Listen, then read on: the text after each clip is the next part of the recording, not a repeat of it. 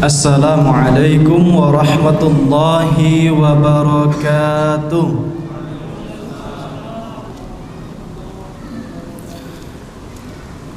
Alhamdulillahilladzi khalaqal mauta wal hayata liyabluwana ayyun ahsanu amala.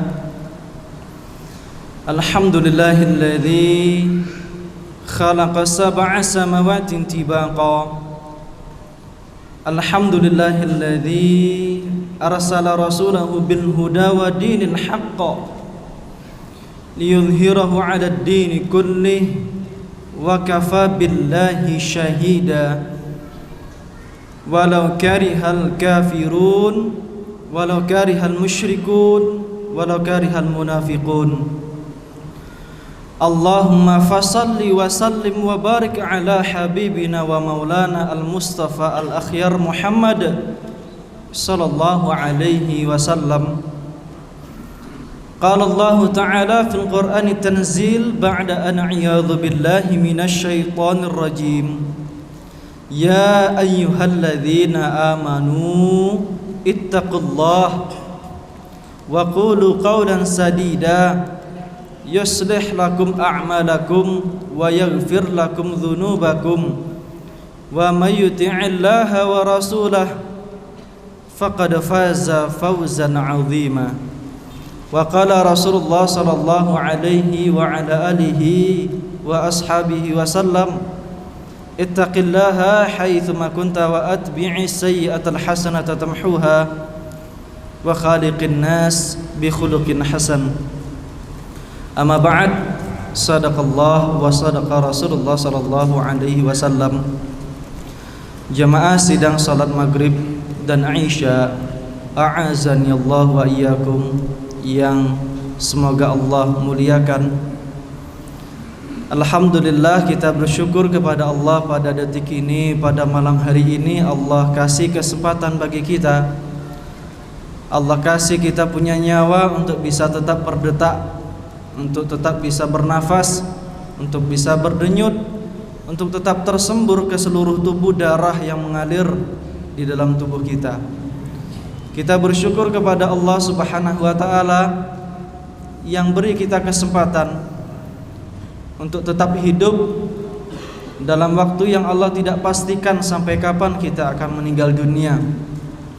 Dan kita juga bersyukur kepada Allah Subhanahu wa ta'ala yang menutup sekian banyak aib daripada diri kita, menutup dosa-dosa, merahasiakan dosa dan pahala bagi diri kita, sehingga tidak tampak pada bau yang busuk, tidak terlihat, tidak tercium dengan bau yang busuk, tidak terlihat dengan rupa yang buruk, dengan banyaknya dosa yang alhamdulillah sampai saat ini Allah tutupi. Betapa banyak mungkin dosa kita yang kita lakukan di hadapan Allah Subhanahu wa ta'ala.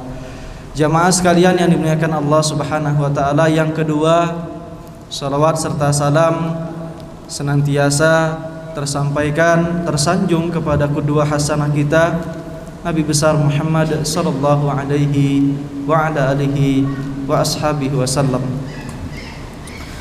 Jamaah, ayah bunda, abang kakak yang dimuliakan Allah Subhanahu wa ta'ala, pada malam hari ini kita akan kembali membahas tentang sesosok manusia, tentang sesosok muslim yang berserah diri kepada Allah Subhanahu wa ta'ala. Sosok yang mulia, perihal kehidupan dan tentang siapa dia hidup, untuk apa dia hidup, yaitu tentang Nabi Muhammad sallallahu alaihi wa ala alihi wa ashabihi wasallam. Betapa kita kemudian mengatakan cinta kepada Rasulullah sallallahu alaihi wasallam, maka pada malam hari ini kita bahas tentang gelora cinta kekasih Rasulullah sallallahu alaihi wasallam. Gelora dalam bahasa menurut KBBI, Kamus Bahasa Besar Bahasa Indonesia, artinya pergolakan. Apa yang dia tergetar di dalam hati, apa yang bergejolak, itu arti gelora. Cinta itu hub, mahabbah. Dalam kitab Raudatul Muhibbin yang ditulis oleh seorang Imam Nawawi rahimahullah ta'ala, maka cinta itu terbagi 60 definisi. 60 definisi. Dan cinta itu punya satu hakikat. Cinta punya konsekuensi. Cinta punya hakikat mendekati dan meniru daripada apa yang dicintai. Dan cinta punya konsekuensi bahwa dia membenci apa yang tidak dicintai oleh yang dicintainya. Itu konsekuensi daripada cinta.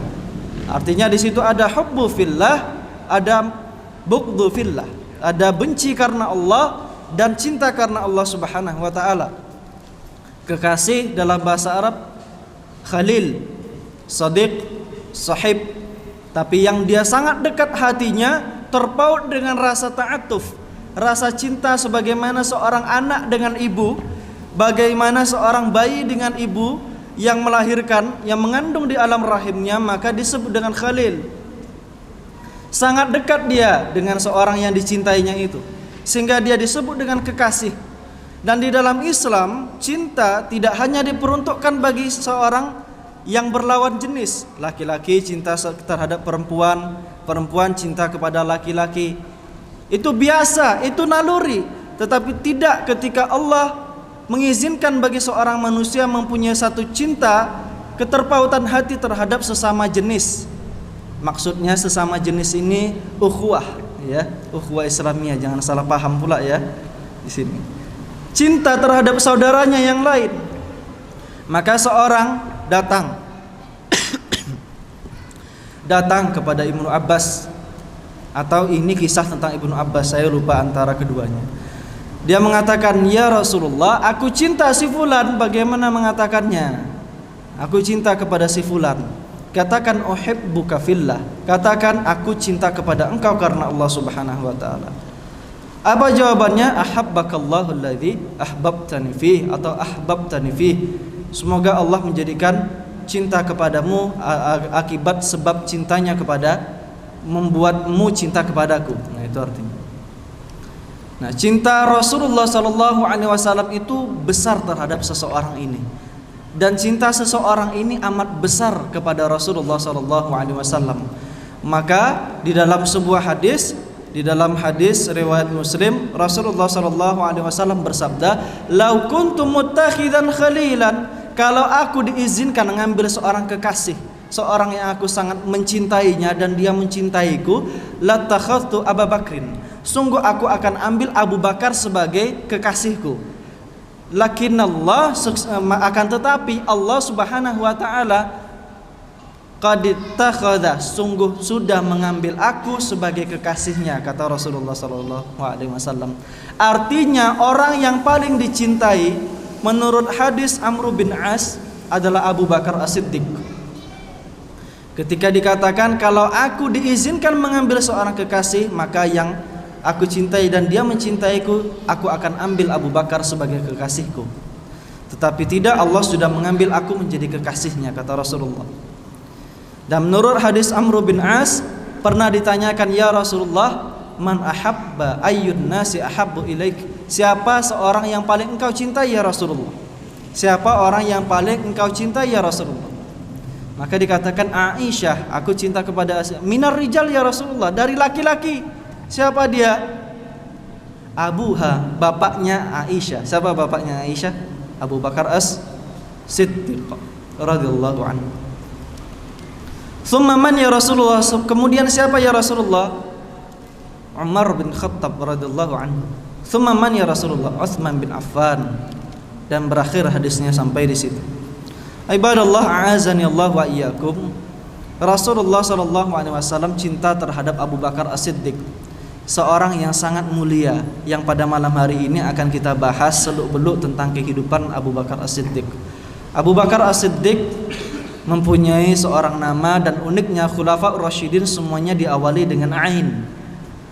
Diawali dengan Ain. Umar bin Khattab, Utsman bin Affan, Ali bin Abi Thalib. Betul? Nama asli Abu Bakar As-Siddiq siapa? Siapa? Bapak-bapak, asatidah yang bisa jawab. Kasih air minum nih. Ada. Namanya Abdullah. Benar enggak? Nama aslinya Abdullah bin Abi Quhafah, bapaknya Abi Quhafah namanya Abu Bakar As-Siddiq. Kenapa dinamakan Abu Bakar? Dan ini nanti akan kita ceritakan. Ada satu hal yang Allah ceritakan di awal surat Al-Baqarah. Di awal surat Al-Baqarah Allah cerita tentang sesuatu. Apa yang Allah sampaikan? Ayat 1, 2, 3. Ada yang hafal Al-Baqarah 1, 2, 3? Ada? Alif Lam Mim. Ya, satu. Yang kedua, dzalikal kitabul la raib.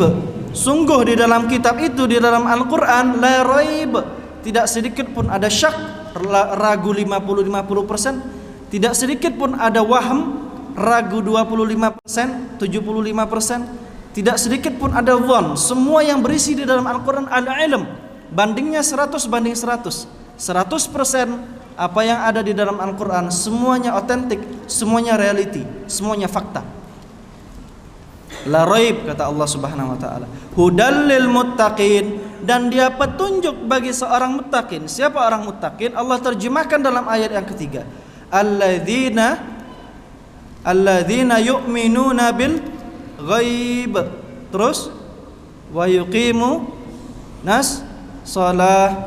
Terus wa mimma razaqnahum yunfiqun. Dia iman kepada yang gaib, dia tegakkan salat 5 waktu dan salat sunnah. Wa mimma razaqnahum yunfiqun, dan terhadap apapun yang Allah rezekikan secara maknawi, baik yang dia physically, yang dia berupa wujud ataupun dia yang berupa maknawi rohani, Allah sebarkan kepada yang lainnya. Petunjuk untuk mencari rezeki, atau dia berikan rezeki kepada seseorang, dia infakkan semua apa yang dia miliki. Tetapi nomor 2 dan nomor 3 ini itu jamak dilakukan oleh para sahabat. Rata-rata sahabat dan kaum muslimin bisa melakukan dengan mudah. Apa yang dilakukan dengan mudah? Yuqimunas shalah, tegak sholat 5 waktu. Kalau yang sudah biasa rutin ke masjid pasti ringan. Benar enggak? Infak bagi yang dia dermawan atau tidak dermawan, yang sudah terbiasa pasti dia mudah. Tapi tidak bagi orang-orang yang iman kepada yang gaib, iman kepada yang gaib. Dan itu yang dimiliki oleh Abu Bakar As-Siddiq. Kenapa Abu Bakar diambil menjadi kekasih? Kenapa Abu Bakar orang kedua terbaik setelah Rasulullah SAW? Karena dia punya iman kepada yang gaib. Pertama, dia dijuluki dengan Abu Bakar, nama kunya. Nama kunya itu nama yang diawali dengan Abu, dinamai dengan Abu. Abu Bakar. Baik dia punya anak, misalnya Bakar namanya, sehingga dijuluki Bakar, tapi ini bukan. Baik dia julukan itu gara-gara dia mempunyai sesuatu sehingga dia dijuluki Abu Hurairah, dinamakan gara-gara selalu bawa kucing di majelis kajian Rasulullah SAW. Abu Bakar, bapak yang bersegera masuk ke dalam Islam. Belum lagi orang masuk Islam, dia sudah masuk Islam. Dari Abu Bakar masuk Islam, 6 orang lainnya masuk Islam. Dan semua yang dibawa keislaman oleh Abu Bakar masuk surga tanpa hisab, atau al-ashruna mubasysyaruna bil jannah, 10 orang terutama yang akan masuk surga tanpa hisab setelah Rasulullah SAW. Baik ibadallah yang dimuliakan Allah Subhanahu wa taala, Abu Bakar dinamakan Abu Bakar karena dia yang bersegera. Ketika semua orang mengingkari, dia yang menunjukkan. Ketika semua orang belum mengesahkan Allah Subhanahu wa taala, dia yang memberikan petunjuk. Yang kedua, dia dinamakan As-Siddiq, yang membenarkan lagi dibenarkan. As-Siddiq radhiyallahu anhu. Abu Bakar As-Siddiq seorang yang mulia di mata Allah Subhanahu wa taala. Allah cantumkan dalam Quran surah At-Taubah ayat yang ke-40. Kisah-kisahnya yang nanti kita pula akan sampaikan. Dinamakan As-Siddiq. Kenapa dinamakan As-Siddiq? Dulu di zaman Rasulullah tahun 9 atau 10 atau 11, ada 3 riwayat, ketika terjadi Isra dan Mi'raj, semua orang aneh, mengingkari, bahkan para sahabat murtad keluar dari Islam.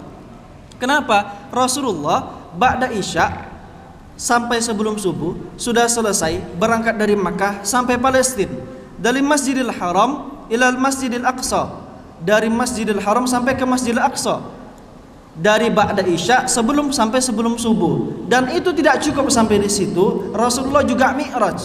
dari Palestina sampai langit pertama, kedua, ketiga sampai Sidratul Muntaha, bertemu dengan Allah Subhanahu wa taala, bertemu dengan seluruh ruh para nabi. Diceritakan, wah ini betul-betul nabi kita nih udah, mohon maaf, udah gila nih. Muhammad sahabat kalian, kata kafir Quraisy, dia ngaku sudah melakukan perjalanan dari Makkah ke Palestina. Masa kalian percaya juga? Murtad, keluar dari Islam, nggak mau ngikuti Rasulullah.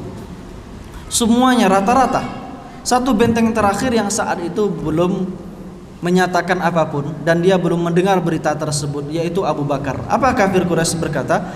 Ini satu lagi nih, satu orang ini kalau jebol pertahanan imannya, habis kaum muslimin.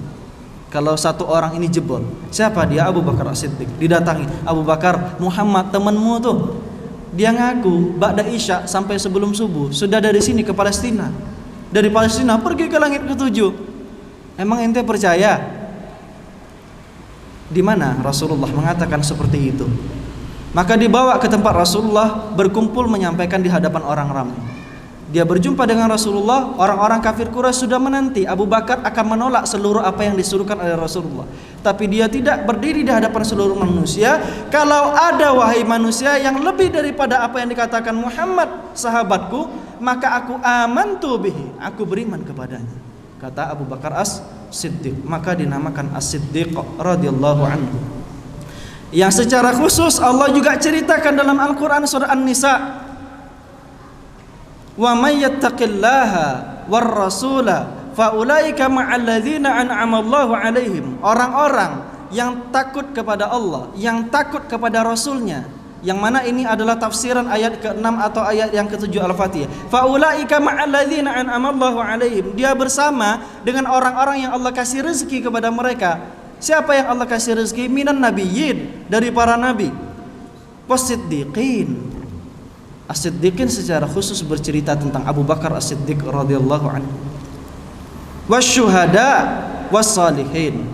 Kita punya satu kesempatan untuk syahid atau untuk menjadi seorang yang soleh, untuk dekat bersama As-Siddiq dan dekat bersama para nabi di jannah kelak. Diceritakan tuh, Abu Bakar As-Siddiq seorang yang benar lagi dibenarkan.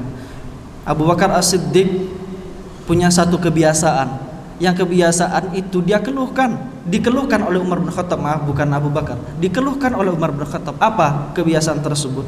Abu Bakar As-Siddiq, Umar bin Khattab, kalau ada satu perkara lomba-lomba tentang infak, tentang berusaha ini itu, tentang sholat, tentang baca Quran, pokoknya berlomba-lomba.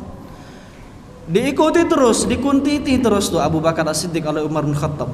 Sampai suatu ketika Umar bin Khattab menyaksikan, dia pergi ke pinggiran kota yang dia jarang menyaksikan seperti itu. Oh ternyata ada satu waktu Abu Bakar As-Siddiq pergi ke pinggiran kota Madinah. Kemudian disaksikan Abu Bakar masuk ke sebuah gubuk, dan beberapa waktu kemudian dia keluar dari gubuk tersebut. Itu dilakukan sampai meninggal dunia. Abu Bakar As-Siddiq melakukan itu terus menerus semenjak dia menjadi seorang khalifah sepeninggal Rasulullah SAW. Maka Umar bin Khattab mengetuk pintu rumah tersebut. Ternyata ada seorang wanita, nenek-nenek wanita tua Yahudi di dalam gubuk tersebut. Ditanyakan, wahai nenek, tahukah engkau siapa yang datang ke tempatmu? Tahukah engkau siapa yang datang ke tempatmu? Aku tidak tahu. Aku tidak tahu siapa. Gitu ya. Tapi sungguh pemimpin di kota ini adalah pemimpin yang sangat tidak baik, kata dia. Tetapi seorang pemuda itu, seorang yang datang ke rumahku, adalah seorang yang selalu membantuku, baik sekali, kata dia. Apa yang dia lakukan wahai nenek? Tiap datang, dia masak itu bahan makanan di rumah, di dapurnya. Dia suapi nenek itu, kemudian dia sapu-sapu bersih rumah nenek tersebut. Setelah itu dia pamit pulang. Besok dia datang, masak makanan, dia suapi nenek itu, kemudian dia bersih-bersih pulang. 3 hal itu yang dia lakukan sampai meninggal dunia. Mendengar seperti itu, Umar bin Khattab langsung membasahi jenggotnya dengan tangisan air mata. Dia katakan, wahai Abu Bakar, engkau telah membuat sulit khalifah setelahmu, katanya. Kenapa? Susah pemimpin presiden lakukan seperti itu. Nenek tua tersebut dibisiki oleh Umar bin Khattab, "Wahai nenek, sesungguhnya yang datang kepadamu adalah pemimpin negara ini, Abu Bakar As-Siddiq." Nenek pun menangis dan dia menyatakan keislamannya. Suatu ketika Umar bin Khattab sudah sangat yakin di perang Tabuk, di saat-saat semua kota paceklik, tidak ada ketahanan pangan di kota Madinah, yang mana Madinah menghasilkan kurma dan yang lain sebagainya, paceklik. Sedangkan 10.000 pasukan sudah dikirim, ya, 10.000 pasukan menjelang akhir-akhir meninggalnya Rasulullah sudah dikirim. Usama bin Zaid berumur 18 tahun memimpin pasukan untuk melawan Roma saat itu, Rum. Sampai di Tabuk kesusahan, dinamakan dengan Jaisul Usra, pasukan yang sangat kesusahan. Rasulullah mengumumkan siapa yang mau berinfak bagi ini maka baginya adalah surga. Umar bin Khattab membawa setengah hartanya ke hadapan Rasulullah. "Ya Rasulullah, anfaqtu ma tarakta li ahlik." Apa yang kamu tinggalkan untuk keluargamu? Setengah dari ini ya Rasulullah. Sudah sangat yakin, datang Abu Bakar membawa harta yang tidak sebanyak Umar bin Khattab radhiyallahu anhu. Ditanya, "Ya Rasulullah, dia menyatakan, "Ya Rasulullah, aku infakkan hartaku ini. Apa yang kamu tinggalkan untuk keluargamu wahai Abu Bakar?" "Allahu wa rasuluhu ya Rasulullah." Allah dan Rasulnya aku tinggalkan baginya ya Rasulullah. Susah enggak? 100% harta dia infakkan tuh. Apa kata Umar bin Khattab? Tidak bisa lagi nyainginya. Suatu ketika Rasulullah juga dibisiki oleh malaikat Jibril, sehingga ini diriwayatkan dalam Sahih Bukhari 3656 kalau tidak salah. Rasulullah bersabda, bertanya di majelis ba'da subuh, "Ya ashabi, wahai sekalian sahabatku, man kana minkum, siapa yang di antara kalian asbaha wa huwa shaiman, yang dia bangun pagi dan dia adalah seorang yang sedang melakukan puasa." Faqala Abu Bakar, maka Abu Bakar mengatakan, "Ana ya Rasulullah." "Man kana minkum, siapa di antara kalian atau aman miskina, yang telah memberikan seorang fakir miskin makanan pada pagi hari ini?" Faqala Abu Bakar, maka seorang Abu Bakar mengangkat tangannya lagi, "Ana ya Rasulullah." Rasulullah juga bertanya, "Man kana minkum taba'al janazah, yang dia sudah mengantarkan, memakamkan seorang jenazah pada pagi hari ini?" Faqala Abu Bakar, maka seorang Abu Bakar mengatakan, "Ana ya Rasulullah." Kemudian Rasulullah bertanya kembali, "Man kana minkum adal marid, yang dia menjenguk seorang yang sakit di antara kaum muslimin?" Faqala Abu Bakar, "Ana ya Rasulullah." Aku wahai Rasulullah. "Man kana ijtama'na fi mri'in, siapapun yang semua 4 perihal ini sudah dia lakukan pada pagi hari ini, falahul jannah, maka sungguh baginya adalah surga," kata Rasulullah SAW. Rasul sudah tahu bahwa yang lakukan itu adalah Abu Bakar. Cuma Rasulullah ingin memastikan, ditanya kembali sebagai motivasi semua sahabat. Yang menurut yang kami terima, hadis ini bercerita tentang saat itu sudah melakukan peperangan. Ada beberapa orang sahabat yang sudah syahid. Tetangga Abu Bakar As-Siddiq ada yang sakit, ada yang dia miskin, ada yang sudah menjadi seorang yang syahid dalam peperangan. Maka sebelum subuh dia sudah makamkan 1 orang sendirian. Setelah itu sebelum subuh dia sudah kasih makan seorang miskin. Sebelum subuh dia sudah jenguk tetangganya yang sedang sakit. Itu Abu Bakar As-Siddiq. Lembut banget gak hatinya? Lembut banget ya. Masya Allah, tabarakallah. Ternyata ada seorang manusia yang semulia seperti Abu Bakar As-Siddiq. Dia tidak tinggalkan bagi keluarganya kecuali Allah dan Rasulnya. Dan yang menjadikan bapak dan ibunya masuk Islam adalah Abu Bakar As-Siddiq. Ketika saat itu masih menentang keislaman. Yang memasukkan Islam, mendorong keislamannya adalah Abu Bakar As-Siddiq radhiyallahu anhu. Penuh daripada kebaikan-kebaikan dalam kehidupan Abu Bakar As-Siddiq. Seorang anak Ali bin Abi Thalib dari istri yang lain bernama Muhammad Al-Hanafiyah. Muhammad Al-Hanafiyah dari istri keberapa saya lupa. bertanya kepada bapaknya, "Ya abi, ya abati, wahai ayahku tersayang, ayyun nasi khairun ba'da Rasulillah, siapa orang yang paling mulia setelah Rasulullah?" Faqala abi, maka berkatalah bapakku, kata Muhammad bin Al-Hanafiyah, Abu Bakar As-Siddiq. Thumma man ya abi, kemudian siapa wahai ayahku?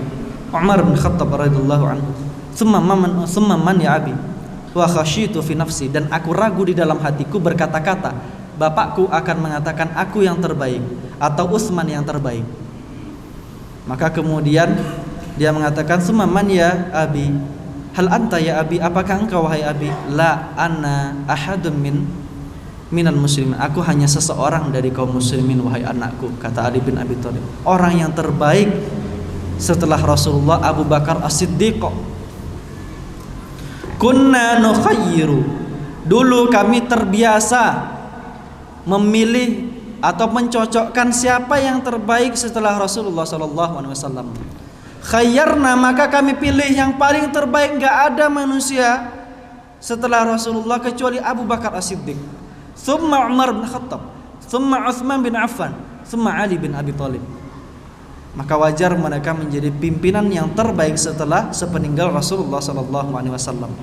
Abu Bakar As-Siddiq adalah orang yang dicintai, yang dicintai oleh Allah Subhanahu wa taala, radhiyallahu anhu wa radu'an, yang Allah ridho kepadanya dan dia pun ridho kepada Allah, sampai Allah ceritakan dalam Quran surah At-Taubah ayat yang ke-40. Intan suruhu, kalau engkau enggak bantu Rasulullah sallallahu alaihi wasallam, ingat dulu Allah sudah bantu Nabi Muhammad sallallahu alaihi wasallam, diceritakan dalam Quran tersebut ayat yang ke-40. Apa yang dibantu? Suatu ketika Rasulullah melakukan hijrah, dikejar oleh seorang yang mampu pelacak seantero Arab yang paling jago, Suraqah bin Malik, kalau nggak salah namanya, Suraqah. Dilacak, dicari setelah hijrah, ingin dibunuh. Ketika mau dibunuh ternyata di ranjang ada Ali bin Abi Thalib yang menggantikan Rasulullah, maka dikejar Rasulullah. Penguasa zalim ciri-cirinya, kalau dia kalah hujjah, kalah debat, satu dikejar, ditangkap, atau dibunuh, atau diusir. Usir, bunuh, atau ditangkap.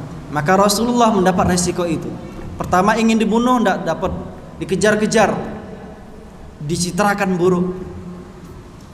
Siapa yang mampu membawa kepala dua orang ini, Abu Bakar dan Rasulullah sallallahu alaihi wasallam, maka dihadiahkan per kepala berapa ratus ekor unta gitu, lupa saya. Maka diceritakan tsaniyasnaini, ketika dua orang, idhuma fil ghar, ketika mereka di dalam gua Hira, ketika bukan gua Hira ya, Gua Thur namanya, tempat bersembunyi Rasulullah ketika hijrah. Ketika dua orang yang diceritakan Allah Subhanahu wa taala berada di dalam gua, idz qala li sahibihi la tahzan, yang satu sahabatnya mengatakan kepada sahabat yang lain, tolong jangan sedih, Allah sama kita. Kata Rasulullah mengatakan kepada Abu Bakar As-Siddiq. Apa kejadiannya? Ketika itu Abu Bakar membonceng Rasulullah, kemudian membawa sampai dicari ke gua Thur itu, dan tapak kaki mereka itu tepat berada di atas lubang gua Thur. Apa kata Abu Bakar? Ya Rasulullah, ini kalau mereka idza yanzur ila qadamaihi, melihat ke kaki mereka, maka mereka melihatlah kita dan habis kita ya Rasulullah kalau sudah melihat. Ma ra'yuk ya Abu Bakrin, apa pendapatmu wahai Abu Bakar ketika ada dua orang? Ketika ada dua orang, melainkan yang ketiganya adalah Allah Subhanahu wa taala. Maksudnya apa enggak cukup? Kalau ada dua orang antara kita, pasti di sana ada Allah Subhanahu wa taala. Maka Abu Bakar kuat di dalam perjalanan itu untuk melindungi Rasulullah sallallahu alaihi wasallam. Ketika ada hewan yang berbisa akan menggigit Rasulullah sallallahu alaihi wasallam, dia kasih umpan salah satu daripada tubuhnya, anggota tubuhnya, sampai habis bisa tersebut masuk ke dalam tubuhnya, sehingga Abu Bakar As-Siddiq merasakan sakit yang amat sangat saat itu, sehingga Abu Bakar pucat dan meneteskan air. Air tersebut mengenai wajah Rasulullah yang terbaring di paha atau di betis Abu Bakar As-Siddiq, dan Abu Bakar As-Siddiq tak berani untuk menggeser Rasulullah SAW. Maka saat itu tetesan air itulah yang membangunkan Rasulullah SAW. Dilihat, ada apa bik ya Abu Bakrin, ada apa denganmu wahai Abu Bakar? Dilihat ternyata ada hewan yang sudah menggigit salah satu bagian tangan atau kaki Abu Bakar As-Siddiq, yang dia tidak mau bergeser untuk melindungi Rasulullah SAW dari gigitan hewan berbisa tersebut. Maka kemudian Rasulullah SAW meludahi bagian yang sakit tersebut. Kemudian hilanglah sakit yang dirasakan oleh Abu Bakar As-Siddiq. Itu adalah mukjizat seorang nabi. Kalau kita meludahi, Pak, bisa jadi lebih infeksi lagi nanti jadinya. Walaupun ada satu cara yang itu ditunjukkan oleh Rasulullah, kalau luka letakkan jari di lidah, ambil sedikit air liur, baca bismillah, ambilkan ke tanah. Saya dapat itu di sebuah hadis. Ini bukan icak-icak ya, bukan kata orang tua, tapi dalam hadis. Ambil. Dan itu sudah saya praktekkan. Kalau ada luka saya baca bismillah, ambil dari tanah. Kenapa? Khalaqallah, Allah menciptakan kita dari tanah, dan yang mampu bisa menetralisir daripada apapun benda-benda asing itu diobati dengan tanah. Bahkan di Paz, tahu ya, pengobatan akhir zaman oleh Umi Nur Saadah ya, itu salah satu mengobati daripada infeksi atau keracunan itu dengan minum jus tanah. Saya pikir jus tanah itu, tanah itu buah, rupanya memang tanah yang dikasih, tanah yang bersih, bukan tanah bercampur pasir yang ada kotoran kucing ya. Jadi memang betul-betul yang bagus, diambil masuk gelas, dikasih air, dan itu yang diminum. Itu menetralisir ternyata. Nah, di situ Abu Bakar As-Siddiq radhiyallahu anhu, Rasulullah SAW kemudian meninggal dunia. Abu Bakar As-Siddiq saat itu menilik istrinya yang kedua di daerah Sunnah, pinggiran kota Madinah. Dan Abu Bakar meninggalkan Rasulullah ketika didapati 13 hari menjelang kematian Rasulullah SAW. Rasul sudah amat segar, kelihatan segar dibanding sebelumnya. Yang mana Zainab, seorang Yahudi, wanita Yahudi, memberikan racun dalam paha kanan kambing yang dia masak, yang dia hadiahkan kepada Rasulullah, dan daging tersebut berbicara bahwa dia telah diracuni. Rasulullah muntahkan dan itu masih ada. Itu summusanah, yaitu racun yang baru berefek setelah 1 tahun. Yang kalau dia sudah kena baru 1 tahun efeknya. Itu sudah ada di zaman sebelumnya. Maka Rasulullah SAW ditinggalkan oleh Abu Bakar As-Siddiq. Beliau menilik daripada istrinya, mendapat berita meninggalnya Rasulullah. Beliau ngebut dengan kuda, berjumpa dengan sahabat yang saat itu tengah histeris, dan terutama Umar histeris sekali menyaksikan Rasulullah meninggal dunia. Mangkala Rasulullah qad mata, siapa yang bilang Rasulullah sudah mati, kupenggal dia, uqattil, kubunuh dia. Walakinnahu dhahaba kama dhahaba Musa, sungguh Rasulullah pergi saat ini sebagaimana Musa pergi 40 hari untuk menjemput daripada wahyu. Tolong jangan bilang Rasulullah sudah mati. Siapa yang bilang Rasulullah sudah mati, aku bunuh dia. Satu orang yang mampu meredam daripada kemarahan, kesedihan Umar bin Khattab, yaitu Abu Bakar As-Siddiq, menepuk pundak Umar. Qat ya Umar, cukup wahai Umar, cukup wahai Umar. Abu Bakar mengatakan, barang siapa yang dia menyembah Allah, maka Allah tetap hidup. Wa man kana ya'budu Muhammad, barang siapa yang menyembah Muhammad, fa innahu qad mat, maka sungguh Rasulullah sudah meninggal dunia. Disebutkan sebuah ayat dalam Quran surah Ali Imran. Kemudian Abu Bakar As-Siddiq membuka kain penutup wajah Rasulullah SAW, dan mencium kening. Ini dalil boleh mencium kening mayit yang mahram baginya atau temannya, boleh dicium, buka oleh Abu Bakar. Bi abi anta ya Rasulullah, sungguh demi ayah dan ibuku ya Rasulullah. Kalau bisa diganti dengan ayah dan ibuku yang meninggal dibandingkan engkau, maksudnya gitu. Bi abi anta ya Rasulullah, kalau bisalah diganti dengan diriku atau bapak ayahku, lebih baik mereka yang meninggal dibanding engkau, gitu ya. Sungguh engkau hidup dalam keadaan baik dan meninggal pun wajahmu baik ya Rasulullah. Dikecuplah kening dan saat itu meninggal dan ditinggalkanlah Rasulullah SAW. Mereka berembuk selama 3 hari 3 malam, siapa yang akan naik menjadi pimpinan. Saking pentingnya imamatul uzma, kepemimpinan besar bagi kaum muslimin, amir bagi kaum muslimin, khalifah bagi kaum muslimin. Maka 3 hari 3 malam jasad Rasulullah tidak dimakamkan sampai diputuskan siapa yang menjadi pemimpin. Dari kaum Ansar mengatakan Sa'ad bin Mu'adz.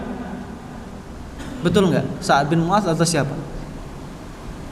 Yang patut, orang yang terbaik, yang patut dari kalangan Ansar naik menjadi khalifah.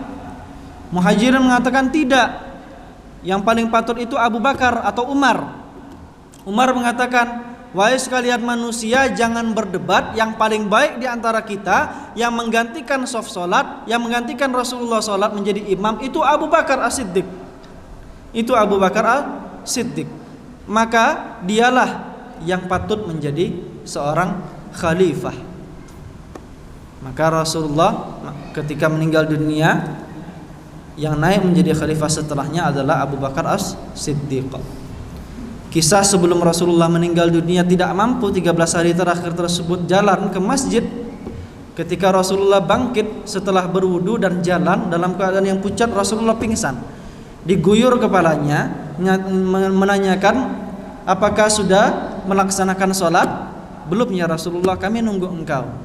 Berjalan lagi, pingsan lagi, diguyur lagi. Apakah sudah melakukan sholat? Belum ya Rasulullah, kami nunggu engkau. Bangun lagi sampai 3 kali Rasulullah tidak mampu. Apa yang dikatakan? Tolong Abu Bakar, Abu Bakar, Abu Bakar jadi imam, Abu Bakar jadi imam. Aisyah tahu bapaknya ini tidak mampu jadi imam, tidak mampu menahan sedih. Pasti setiap dia baca ayat tentang neraka dia nangis, tentang surga dia nangis, tentang wa'ad janji Allah, tentang wa'id ancaman Allah dia nangis. Nggak mungkin nih Abu Bakar As-Siddiq jadi imam, nggak mungkin. Bapakku nggak mungkin jadi imam. Aisyah manggil Bilal. Bilal mengatakan kepada Umar bin Khattab, ya Umar, engkau jadi imam, kata Rasulullah. Siapa yang menyuruh Rasulullah jadi imam? Rasulullah buka jendela, yang mana jendela sampai ke mihrab di Masjid Nabawi saat ini. Apa yang dikatakan? Tidak, aku bukan minta Umar, Abu Bakar, Abu Bakar, Abu Bakar yang kemudian maju ke depan. Gara-gara Bilal nyuruh, Bilal dimarah-marahi sama Umar bin Khattab. Kamu nih sembarang nyuruh aja, rupanya Abu Bakar yang disuruh. Kamu nyuruh aku malu, kata Umar bin Khattab. Abu Bakar orang yang terbaik, seorang yang menghibahkan seluruh hidupnya demi tegaknya Islam, seorang yang dia menghabiskan semua hartanya untuk membantu para hamba sahaya menjadi orang yang merdeka. Salah satu orang yang merdeka oleh Abu Bakar adalah Bilal bin Rabah, muadzin di zaman Rasulullah sallallahu alaihi wasallam. Demikian kehidupan kekasih Rasulullah sallallahu alaihi wasallam ini. Namun bagaimana kita? Ya khajalan, sungguh amat memalukan ketika ada seruan untuk menegakkan agama Islam, justru kita yang akan meruntuhkan. Ketika kita diseru untuk mendirikan sholat 5 waktu, justru kita yang bermalas-malasan. Ketika kita diperintah untuk membantu kaum muslimin, justru kita yang menyakiti. Ketika kita punya darah sampai keturunan Rasulullah SAW disebut dengan Habib, justru kita yang mencela Arab. Ya khajalan, sungguh amat memalukan. Ketika kita diserukan untuk bertahan terhadap apa yang bermanfaat di dalam kehidupan di dunia, justru kita yang melemah.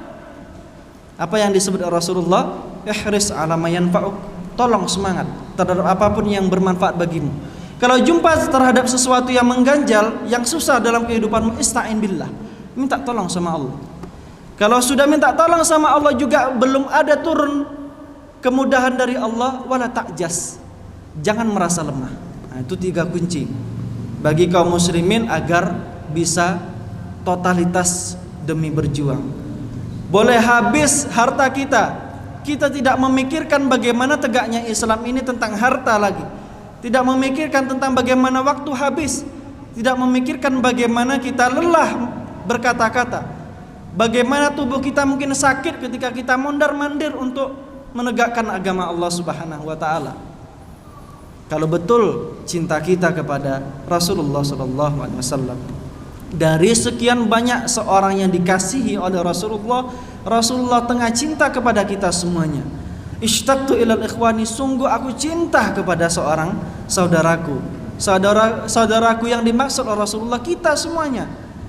Siapa mereka ya Rasulullah? Ya rauni, mereka tidak pernah saksikan aku bersabda, tidak pernah lihat aku berkata-kata, tidak pernah lihat aku sholat, tidak pernah lihat aku haji, umrah, zakat, tapi mereka beriman kepadaku. Lam yasma'uni, dia tidak pernah dengar bagaimana aku berkata, tapi mereka tetap beriman kepadaku.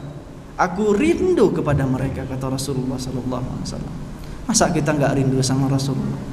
Cara bentuk rindu kepada Rasulullah, cintai apa yang dicintai Rasulullah, berjuang apa yang diperjuangkan oleh Rasulullah sallallahu alaihi wasallam. Ibadallah, a'azani Allah wa iyyakum. Mungkin satu buah pertanyaan 2 menit. Kalau ada yang ingin bertanya. Ada Bapak Ibu? Tidak ada. Pada paham semuanya? Paham semuanya? Insyaallah ya. Alhamdulillah. Semoga semuanya paham dan semoga meningkatkan keimanan kepada Allah Subhanahu wa taala. Kita akhiri dengan hamdalah dan kifaratul majlis. Alhamdulillah. Subhanakallahumma wa bihamdika asyhadu an la ilaha illa anta astaghfiruka wa atubu ilaik. Allahu a'lam bissawab. Allahu waliyut taufiq was sadad. Assalamualaikum warahmatullahi wabarakatuh.